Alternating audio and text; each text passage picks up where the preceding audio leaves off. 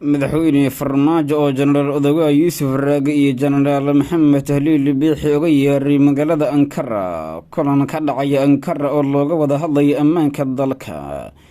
iyo tallaabooyin waaweyn oo la qaadayo ayaan xog muhiima idinkugu haynaa warbixintan sheegaray oo ku faafiya dunida meel walba ku toor muuqaalkan qaybta faallada nugula wadaaga aragtidiina waa hagaag aan ka bilaabo waalidweynaha qurbaa ku nool waalid ka faa'iideyso fursadan ubadkaaga gee maxadkan ay ka baranayaan barashada quraanka kariimka iyo culumta shariicada islaamka waana maxad ku furan 24 saacadood iyo 7 maalmood oo usbuuca waxaana ubadka loo dhigayaa barashada quraanka kariimka barashada akhriska higaada luqadda carabiga barashada afkeena Soomaaliga iyo barashada culumta shariicada islaamka sida kutubta fiqiga xadiiska iyo tafsiirka waxa sidoo kale waalidiinta la baraya isla markaana laga saxaya at-tahiyaadka salaada iyo aayad kursida waalid hadda ka faa'iideyso oo hadda isqora maxadka tartiilul qur'aan online oo ah dugsi fac weyn oo ay sanad kasta ka qalin jabiyaan ardayda kala duwan ee caalamka ku nool ballanteenu waa inaynu hore ula xiriirno maxadka tartiil quraan online madaxweynihii hore ee Soomaaliya Maxamed Cabdullaahi Farmaajo ayaa kulan degdeg oo ka dhacaya magaalada Ankara uga yeeray taliya jenaraal odagaa Yuusuf Raage iyo taliyaha ciidanka lugta xoogga dalka Soomaaliyeed Maxamed Tahliil Biixi ujeedada kulankan ayaa lagu sheegay inay ka qaybgalayaan xubnihii ugu waaweynaa ee xisbiga nabad iyo nolol iyadoo Fahad Yaasiin uu ka soo qaybgalayo kulankan waxaana looga arinsanayaa sidii saraakiisha ciidanka xoogga dalka hadda ka tirsan ee nabad iyo nololna ka mid ah ay isaga ilaalin karaan dagaaraha ay u maleegayaan kooxda Damal-Jadiid iyo khaarijintii lagu sameeyey taliya Farxaan Qaroole sidii loogu argudi lahaa iyo tallaabooyinkii la qaadi lahaa taliya odagaa Yuusuf Raage oo aqbalay inuu tago magaalada Ankara ee caasimadda waddanka Turkiga ayaa la sheegay in uu saacadaha soo aadan ka dhoofayo garoonka diyaaradaha magaalada Muqdisho waxaa horey u sii raacayay saraakiil ay ka mid yihiin taliya Maxamed Tahliil Biixi iyo sidoo kale taliya Xijaar qodobada kala duwan ee looga hadlayo shirkaasi waxaa ka mid ah sidii loo siin lahaa tababaray ciidamada gaar ahaan saraakiisha nabad iyo nolol ee hogaaminaya ciidanka xoogga dalka isaga ilaalin lahaayeen cadowga ay ka garab dagaalamayaan ee Damal-Jadiid iyo Mahad Salaad oo qorsheeyay inuu khaarijiyo saraakiisha ciidanka gaar ahaan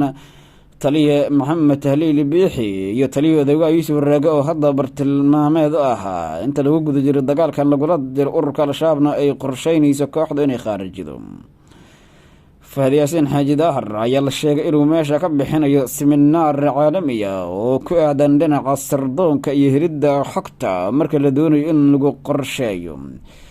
sidaad isaga ilaalin kartid saaxiibka garabkaaga taagan ee ku maleegi kara dhagarta naftaada aad ku waayi karto sidoo kale madaxweyne Farmaajo ayaa soo siin doona saraakiishan ciidanka talo aad u wanaagsan oo ku aadan inay mar walba digtooni ka muujiyaan in noloshooda iyo khatar ku jirto loona baahan yahay inay mar walba ku dadaalaan sidii uga hortagi lahaayeen in loo maleego dhibaato saameyn ku yeelan karta noloshooda baabi'in karta mustaqbalkooda isla markaana dhaafin karta noloshan adduunyo taliya hore hay'adan oo sugada sirdoonka qaranka oo la sheegay inuu lafdhabar u yahay kulankan ka dhacaya magaalada Ankara ayna ka soo qaybgalayaan kumanaan shacab Soomaaliyeed ah oo u dabaaldegaya munaasabada ku dhawaaqida xafladda furitaanka xisbi weynaha nabad iyo nolol ayaa markaasi waxaa lagu soo warramaya in arrintan ay tahay mid muhiim u ah jiritaanka dowladnimada Soomaaliya iyo in saraakiisha ciidanka xoogga dalka Soomaaliyeed ay dhiirranaan ka qaadaan inaysan isku aaminin dagaalka lagula jiro ururka al-shabaab iyo waxa laga yeelayo iyadoo xog muhiim ah oo soo baxayaan ay muujinayaan in taliyaha ciidanka xoogga dalka odagaa Yuusuf Raage oo xilligan si bareer markaasi uga soo tegay furunta dagaalka isagoo Ankara u aaday inuu ka qayb galo oo kulankaasi beesha Abgaal ayaa isku dayday inay ka horreysay safarkiisa laakiin waxa uu ku wargeliyay in noloshiisa aysan beeshu ilaalin karin Mahad Salaadna uu yahay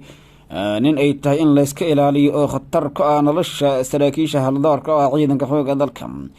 sheegaray xogahan qaybta falaan ugu wadaaga aragtidiina sanad kulanti dambana nabadgeliyo. waalidweynaha qurbaa ku nool waalid ka faa'iideyso fursadan ubadkaaga gee maxadkan ay ka baranayaan barashada quraanka kariimka iyo culumta shariicada islaamka waana maxad ku furan 24 saacadood iyo 7 maalmood oo usbuuca waxaana ubadka loo dhigayaa barashada quraanka kariimka barashada akhriska higaada luqadda carabiga barashada afkeena Soomaaliga iyo barashada culumta shariicada islaamka sida kutubta fiqiga xadiiska iyo tafsiirka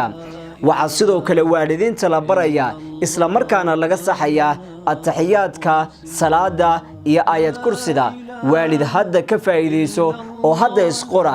maxadka tartiilul qur'aan online oo ah dugsi fac weyn oo ay sanad kasta ka qalin jabiyaan ardayda kala duwan ee caalamka ku nool ballanteenu waa inaynu hore ula xiriirno